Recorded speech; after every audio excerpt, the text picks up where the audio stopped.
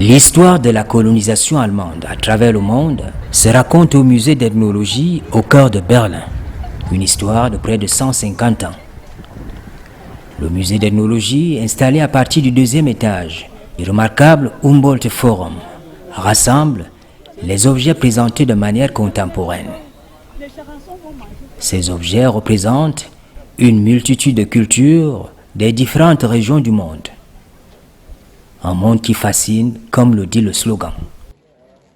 In the museum here, in the middle of Berlin, we show the ethnographic collections from the different parts of the world. Dans ce musée au cœur de Berlin, nous présentons les œuvres ethnographiques venant des différentes parties du monde. Nous invitons tout le monde à venir ici découvrir les collections. On peut aussi tout voir en ligne à partir de la page d'accueil du site du musée. Les collections viennent de l'Afrique, des Amériques et de l'Asie. From all parts of the world, from Africa, from the Pacific, from the Americas and also from Asia. Derrière le schéma d'ordonnancement des objets, il y a un personnel formé et spécialisé veillant à des missions de conservation et d'administration.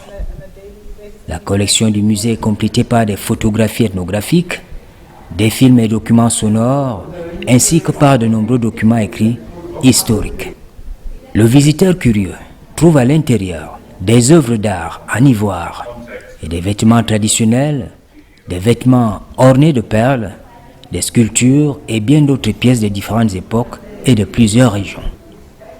Il y a surtout une salle d'exposition des objets culturels historiques exceptionnels du Cameroun colonial.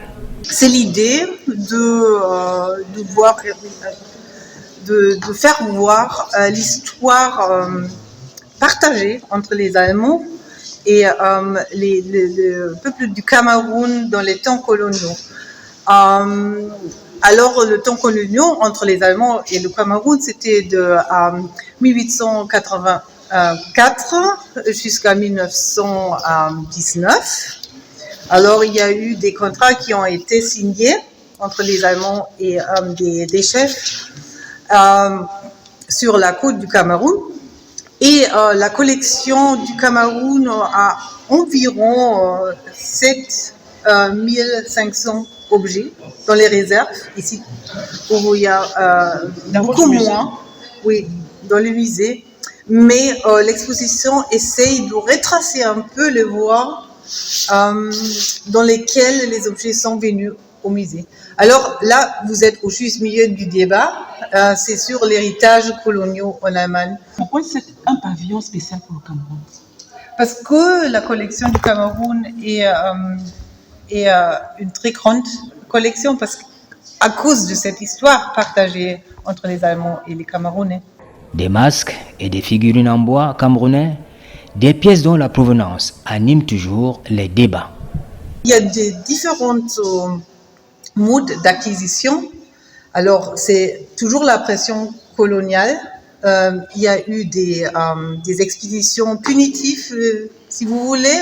C'est un terme assez agressif, mais je crois qu'on ne peut pas l'exprimer différemment. Donc, par exemple, les objets que vous voyez ici du royaume de Com ont été vraiment prises par violence.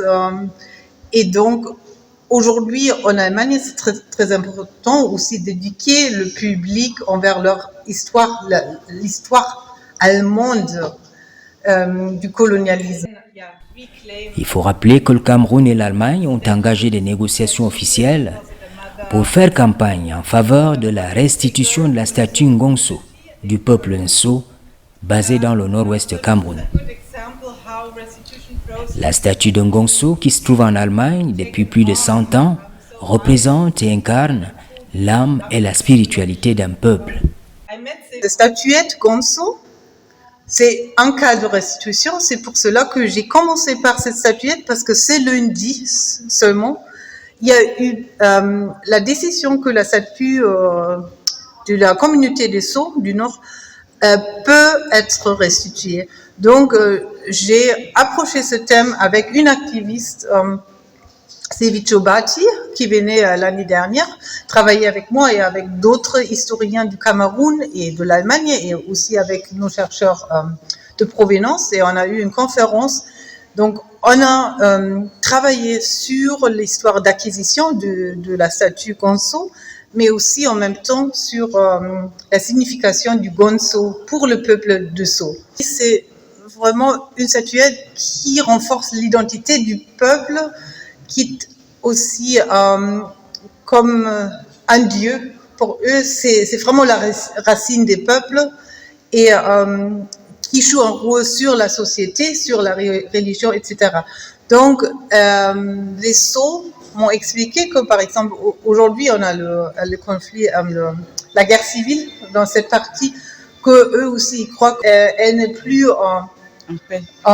oui, au Cameroun ou dans la région des Sceaux. C'est vraiment, ça aiderait beaucoup à la paix. L'objet est venu par un officier allemand qui s'appelait Kurt von Pavel en 1903, qui a fait une dite expédition punitive vers Kumbo. Et on sait aujourd'hui qu'il n'y a pas eu ce cas qu'il a pris ça par violence, mais quand même, il y a eu beaucoup de soldats. Et après, il y a eu d'autres expéditions coloniales qui ont aussi fonctionné avec de la violence. Donc, c'est comme dans ce contexte, il y a beaucoup des histoires problématiques. Une autre nouvelle acquisition, obtenue en 1908 dans des circonstances particulières, c'est bien le trône du sultan Djoya. En effet, selon l'histoire, le roi des Bamoun en avait fait cadeau à son collègue allemand, Guillaume II, après avoir reçu de ces derniers un uniforme de parade et des uniformes pour sa garde personnelle. Oui, pour Djoya. Ok.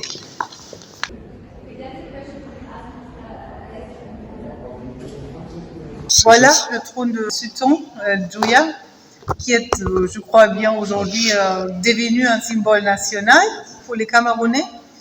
Et il y a cette histoire, je crois que vous le connaissez bien, que l'empereur allemand a fêté son anniversaire. Il a demandé si on peut acquérir cette pièce, ce trône plutôt.